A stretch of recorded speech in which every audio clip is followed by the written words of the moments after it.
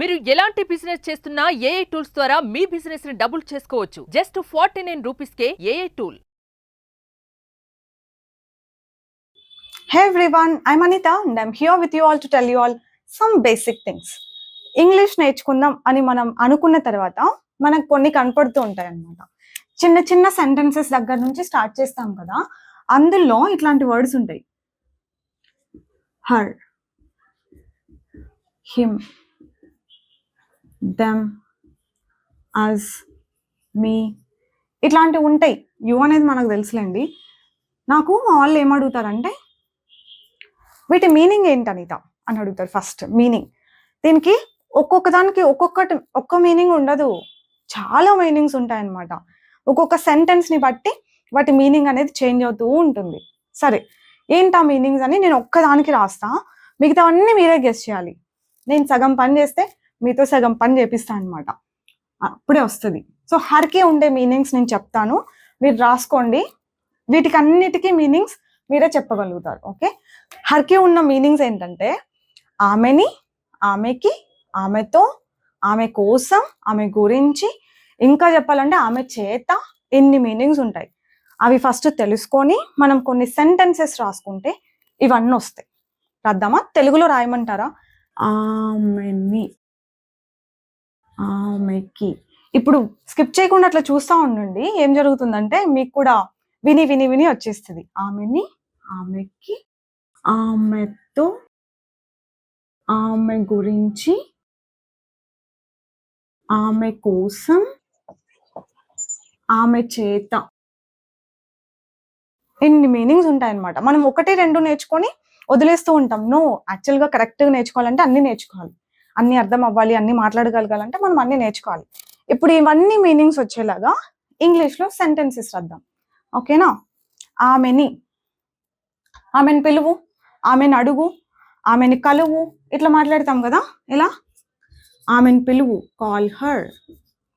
ఆమెని అడుగు, ask her. ఆమెని కలువు, మీట్ హర్. ఆమెని ఇన్వైట్ చేయి, ఇన్వైట్ హర్. ఇవన్నీ చూడండి ఏం మీనింగ్స్ వస్తున్నాయి.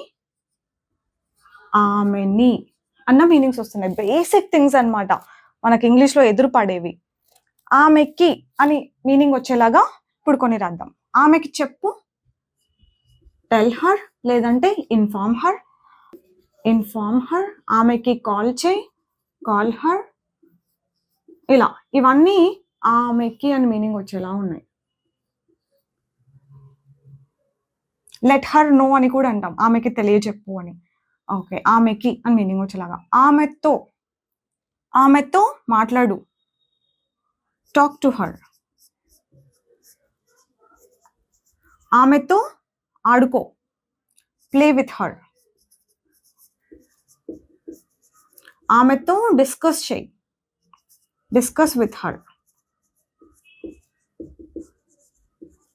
ఇంకా చాలానే ఉంటాయి, బట్ ఆమెతో అని మీనింగ్ వచ్చేలాగా ఈ సెంటెన్సెస్ ఉంటాయి.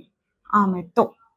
ఆమె గురించి, ఆమె గురించి ఆలోచించు, think about her, think about her.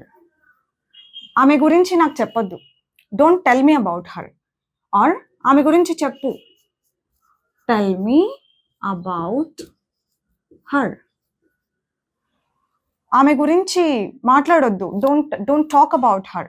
Or ఆమె గురించి మాట్లాడు, టాక్ అబౌట్ హర్. ఇక్కడ చూసారా, అబౌట్ హర్ అంటే ఆమె గురించి, ఇక్కడ గురించి అన్న మీనింగ్ ఉంది. ఆమె కోసం, wait for her, wait for her. ఆమె కోసం వెయిట్ చేయి. Get something for her, get something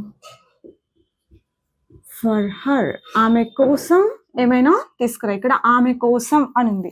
in fact ఆమె చేత అంటే పాసివ్, దీన్ని మనం తెలుగులో కూడా పెద్దగా వాడడం, ఇంగ్లీష్లో కూడా పెద్దగా వాడడం. Food is prepared by her అని అంటారు. ఆమె చేత ఫుడ్ చేయబడుతుంది. The main door is locked by her. ఆమె చేత లాక్ చేయబడుతుంది. దీన్ని మీరు ఇగ్నోర్ చేసినా ఇవన్నీ ఉన్నాయి చూసారా, వీటి మీనింగ్స్ అన్నీ ఖచ్చితంగా తెలుసుకోవాల్సిందే.